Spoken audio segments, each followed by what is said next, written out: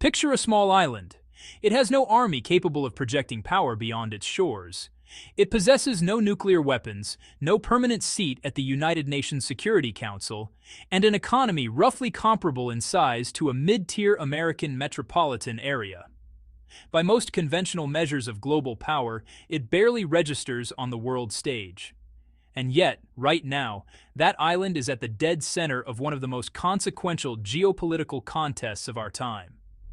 A contest being waged not with missiles or warships, but with billions of dollars, strategic infrastructure deals, and the kind of long-game thinking that shapes entire regions for generations. The island is Sri Lanka, and the battle being fought over it, quietly, methodically, and with breathtaking sums of money, is one that will redraw energy maps, restructure regional alliances, and determine who truly commands the Indian Ocean for the next half-century.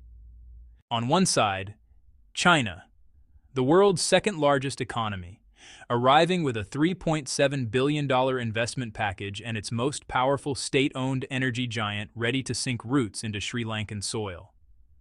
On the other side, India, Sri Lanka's closest neighbor, watching with mounting anxiety as its strategic backyard is being slowly, incrementally, and very deliberately reshaped by Beijing, one infrastructure project at a time. Welcome to Frontline Reports. I'm Nico, and today we are pulling back the curtain on one of the most strategically charged infrastructure deals of the decade, a deal that reaches far beyond fuel and oil refineries and cuts straight to the nerve center of the great power competition that is quietly remaking Asia. Let's begin. To understand why this story matters so deeply, we need to travel back to January 2025 and to a diplomatic encounter in Beijing that would send shockwaves across the Indian Ocean region. Sri Lanka had just completed a remarkable political transition. Following the catastrophic economic collapse of 2022, more on that shortly, the country elected a new president, Anura Kumara Dissanayake, a left-leaning politician who had spent his career advocating for the poor and campaigning against the entrenched corruption of Sri Lanka's political establishment. He assumed office in late 2024, and the early days of his presidency were defined by an ambitious, carefully choreographed diplomatic offensive. His first foreign trip as head of state was to India. His second was to China. That sequencing was not accidental. It was a signal, a deliberately constructed message to both regional giants that Sri Lanka would not tilt exclusively toward either one. The Beijing leg of his diplomatic tour, which ran from January 14th to 17th, 2025, was extraordinarily productive.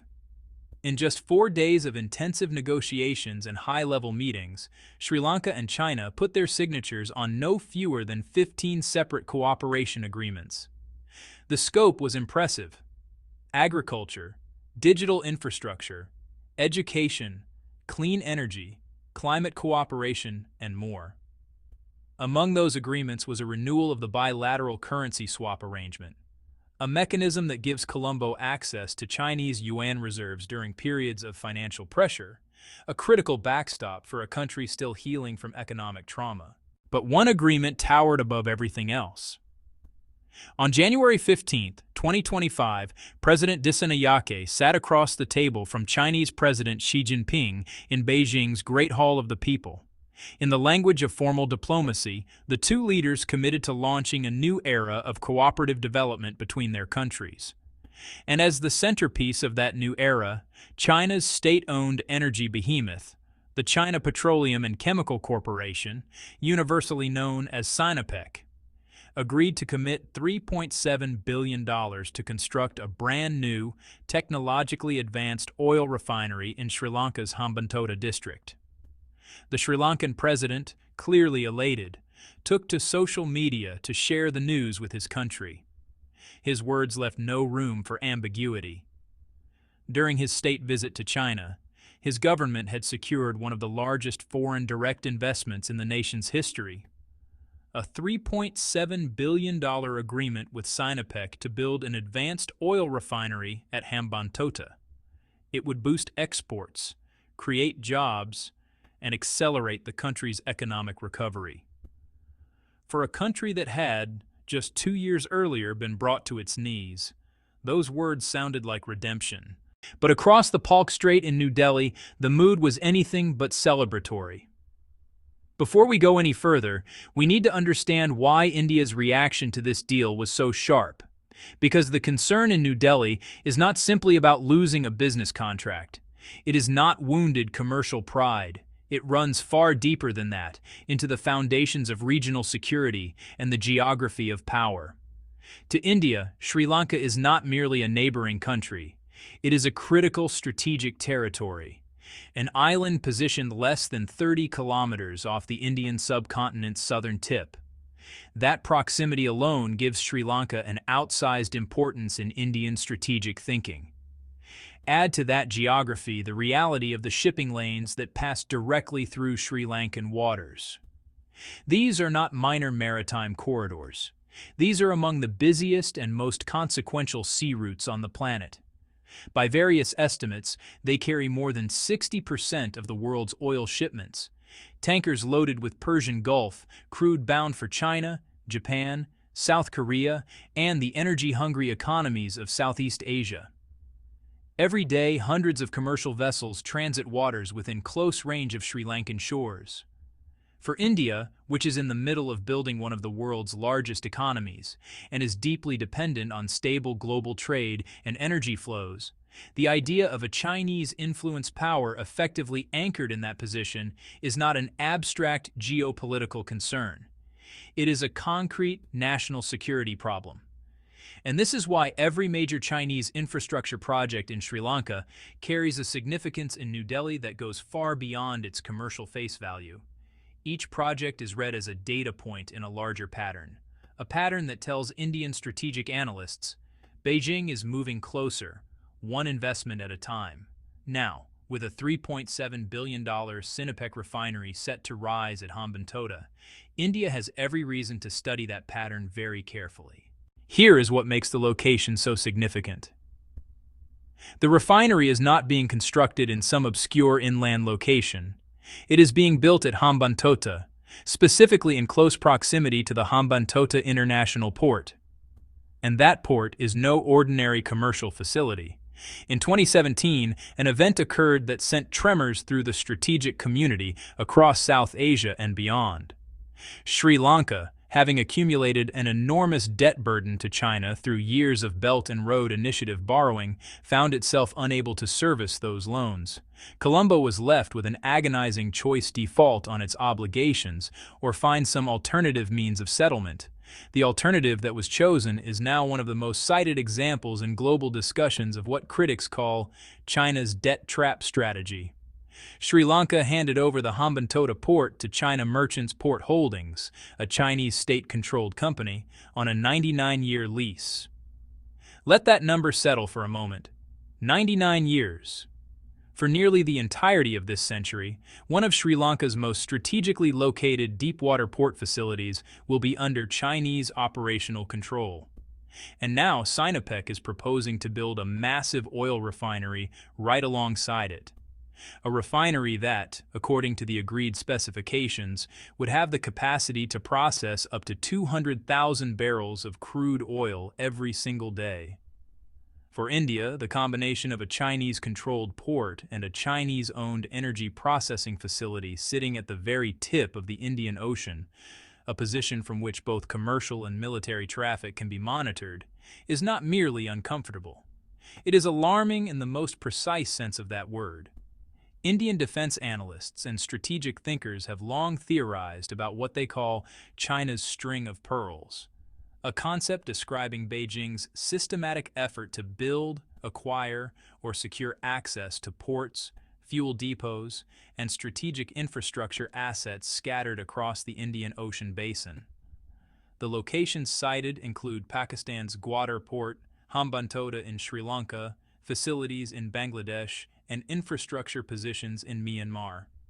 Each individual project, viewed in isolation, looks like commercial investment.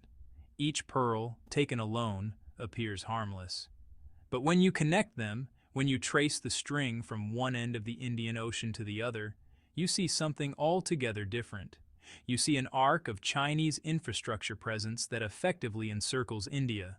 With the Sinopec refinery, analysts argue, one more pearl is being threaded onto that string. At this point in our story, it is worth pausing to understand exactly who Sinopec is, because the identity of this company matters enormously to understanding the full strategic picture. Sinopec, the China Petroleum and Chemical Corporation, is not simply a large corporation. It is, by most credible measures, the largest oil refining entity on the planet. The sheer volume of crude oil it processes every year exceeds that of virtually any other company in the world.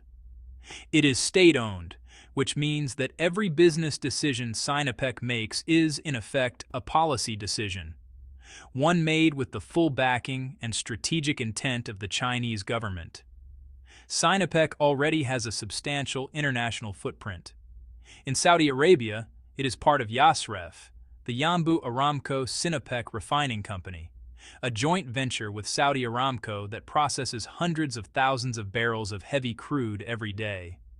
The company also has exploration and production assets spread across Russia, Kazakhstan, Angola, Brazil, and numerous other resource-rich nations.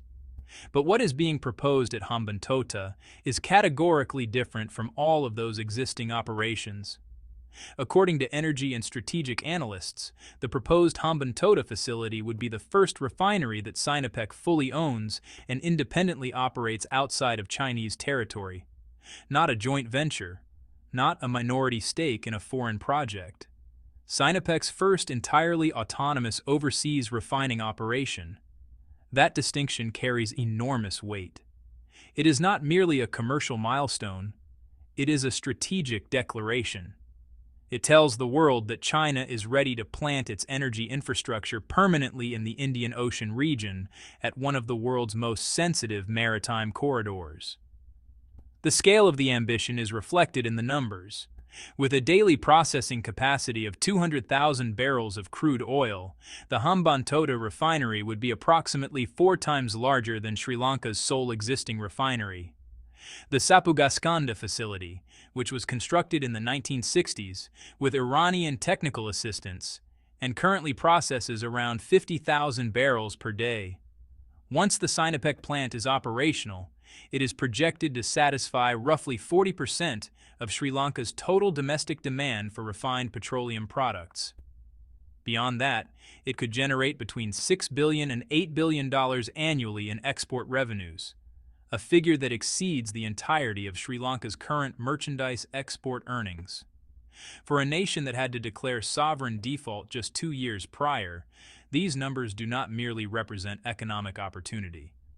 They represent survival, but they also represent something more complicated: leverage. To fully appreciate why Sri Lanka's government signed on to this deal and why turning it down was never truly a realistic option, you need to understand the depth and devastation of the economic catastrophe that preceded it. In 2022, Sri Lanka experienced the worst economic crisis in its post-independence history. A combination of decades of fiscal mismanagement, an ill-timed shift to organic farming, the devastating impact of COVID-19 on tourism revenues, and the global energy price surge that followed Russia's invasion of Ukraine all converged, pretty much at the same time. The result was a collapse of historic proportions. The country's foreign exchange reserves were almost entirely exhausted. Sri Lanka could no longer purchase the fuel it needed to keep its economy running. At petrol stations across the island, queues stretched for kilometers, sometimes taking days to clear. People camped overnight just to fill their vehicles. Hospitals found themselves unable to import basic medicines. Operating theaters went dark, surgeries were postponed. The healthcare system began to buckle. Food prices spiraled out of control as agricultural inputs and imports became unaffordable. The electricity grid, dependent on fuel for generation, began failing, with blackouts that could last up to 13 hours in a single day. Total foreign debt had swollen to an estimated $46 billion, a staggering liability for an economy the size of Sri Lanka's. The government did not survive the crisis intact. The sitting president at the time, Gotabaya Rajapaksa, fled the country after his official residence was stormed by hundreds of thousands of furious citizens. Scenes that were broadcast around the world and shocked observers who had not fully grasped how completely the social contract in Sri Lanka had broken down. It was honestly among the most dramatic political upheavals Asia had witnessed in many years. The International Monetary Fund eventually arrived with a bailout framework, providing the structural foundation for Sri Lanka to begin the painful process of debt restructuring and economic stabilization. But IMF programs come with stringent conditions and take years to produce visible results. India, to its credit, played a genuinely significant role in the immediate emergency. New Delhi extended approximately $4 billion in support through credit lines, currency swap arrangements, and direct supplies of fuel, medicine, and other critical goods.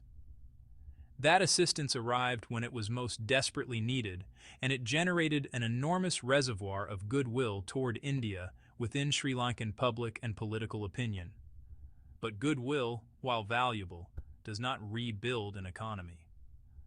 What Sri Lanka needed, and what President Disanayake's government had staked its political mandate on delivering, was large-scale, transformative economic investment. Not emergency aid, not loans from multilateral institutions with lengthy conditions attached. Real, tangible, job-creating, revenue-generating investment in productive infrastructure. And that is precisely what China showed up with. A $3.7 billion refinery investment that, if completed as planned, would represent the single largest foreign direct investment in Sri Lanka's entire recorded history. No other country, not India, not the United States, not the Gulf states, had come anywhere close to offering anything comparable. In that context, the political calculus for Colombo was not complicated. The Sinopec deal did not arrive in a vacuum. It is part of a much longer and more complex narrative, one that stretches back over a decade and involves one of the most ambitious strategic programs in modern history. China's Belt and Road Initiative, often abbreviated as BRI, was launched in 2013 under President Xi Jinping. In scope and ambition, it is genuinely unprecedented. The program spans more than 150 countries across Asia, Africa, Europe, and Latin America. At its broadest conception, it aims to construct the physical and digital arteries of a new global connectivity: roads, railways, ports, pipelines, undersea cables, and the broader infrastructure that ties economies together. China's official framing of the Belt and Road is one of mutual development, the idea that by building connectivity across the developing world, everyone benefits. Critics, particularly in Washington, Brussels, Tokyo, and New Delhi, have offered a sharply different reading. Their argument is that the BRI is a sophisticated instrument of economic statecraft, a mechanism through which China extends its political reach by making countries financially dependent on Chinese capital, Chinese state-owned construction firms, and ultimately Chinese strategic priorities. When the debts become too large to service, the theory goes, the leverage becomes irresistible. Sri Lanka has been, in many respects, both the cautionary tale and the textbook example. Under the previous Rajapaksa-era governments, Colombo borrowed heavily from Chinese state lenders to finance the construction of the Hambantota port. The infrastructure was built as promised, but the economic returns never materialized. The shipping traffic projections proved wildly optimistic. The revenues did not come. The debt accumulated. And when Sri Lanka found itself unable to make repayments, it surrendered the port itself on a 99-year lease to a Chinese state company. This outcome, where a debt obligation transforms into an asset transfer, and an asset transfer becomes long-term geopolitical influence, is what critics have labeled the debt trap model. China has vigorously disputed this characterization, and some academic researchers have argued that the full picture is considerably more nuanced. but the pattern has repeated itself with sufficient frequency across enough different countries that many governments in the developing world now approach large Chinese infrastructure proposals with a caution they might not have exercised a decade ago. President Dissanayake was acutely aware of this history. His government has been careful to emphasize a critical structural difference in the Sinopec arrangement. This is not a loan. It is foreign direct investment. Sinopec is bringing its own capital, shouldering its own risk, and building the facility with its own resources. That distinction genuinely matters. In theory, it eliminates the scenario where Sri Lanka borrows money, fails to generate returns, and ends up surrendering the asset. Sinopec carries that risk, not Colombo. But whether structured as investment or as debt, the strategic reality on the ground remains the same. A massive Chinese energy facility, operated by a Chinese state company, will be embedded in one of the Indian Ocean's most strategically sensitive locations. And for India, that is the question that no legal or financial structure can fully dissolve. India did not watch the Sinopec deal unfold and simply wring its hands. Even before the formal announcement of the $3.7 billion agreement, New Delhi had been actively constructing its own energy strategy for Sri Lanka, one designed to embed Indian influence deep into the island's fuel supply architecture before China could consolidate its position.